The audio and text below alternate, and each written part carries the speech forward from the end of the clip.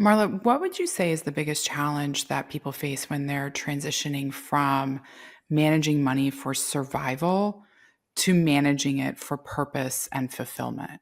Um, so I think that it is an entire kind of unlearning, and I think that's now become really trendy in a lot of academia. The importance of taking a step back and unlearning everything you've ever been taught is it's extremely challenging and incredibly important.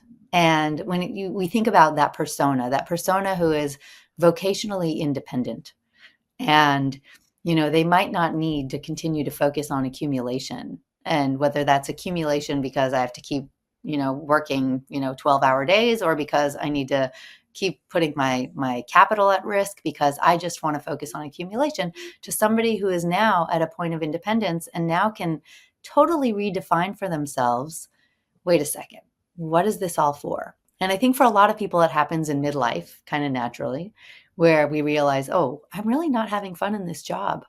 Or, wait a second, I've really been spending all of my time and energy on something, whether it's a job or otherwise, and it's not really tapping that thing for me that is making me feel like I'm coming alive.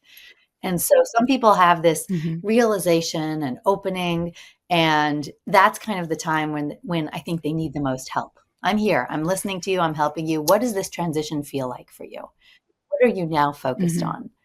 Um, I think there's a lot of context that's really critical. If somebody was raised, I recently Mhm. interviewed somebody who was raised poor, like by any definition, like hungry in Mhm. a different country, struggled to kind of barter for food and support her family.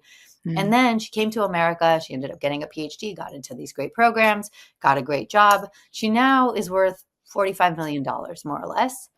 But Mhm. so many of her money beliefs are stuck in that mindset of, I need to make sure that I am protected because I know what it felt like. I know what it felt like to have nothing, and I don't want to go back there. And yeah, I think part of an Right. advisor's role is to help them feel comfortable. You're never going back there. Like, there's no way. Like you said, you Mhm. can't spend enough to ever go back there.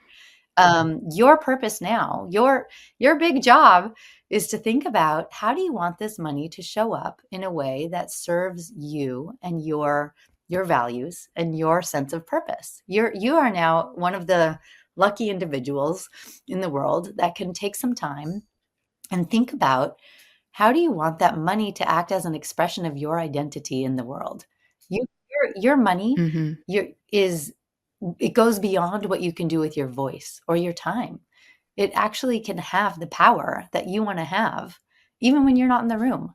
So that is how I think the conversation can evolve, to say, well, what does that look like? How can your money become your voice? How can your money become your voice? I love that. Yeah, because I can't tell you how many monument clients I've talked to who come from humble beginnings, started a business. The business just happened to do extremely well because of, hard work, timing, luck, any sort of reasons.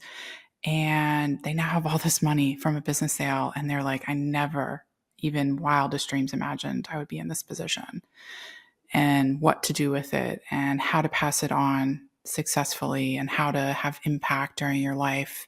It's just, these are questions that they never even thought were possible, let alone right in front of them for them And to I also make. think it's important to recognize that that lifestyle might have brought them purpose.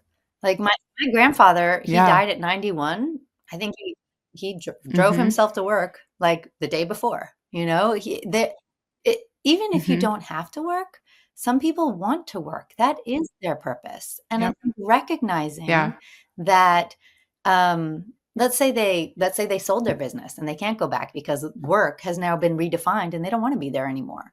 So they may go Right. through grieving, like literal grieving, and they may need to Mm-hmm. go through the same steps of grieving as somebody who has lost something that they love dearly. And so recognizing that relationship with that thing that drove purpose for them for so long is transitioning.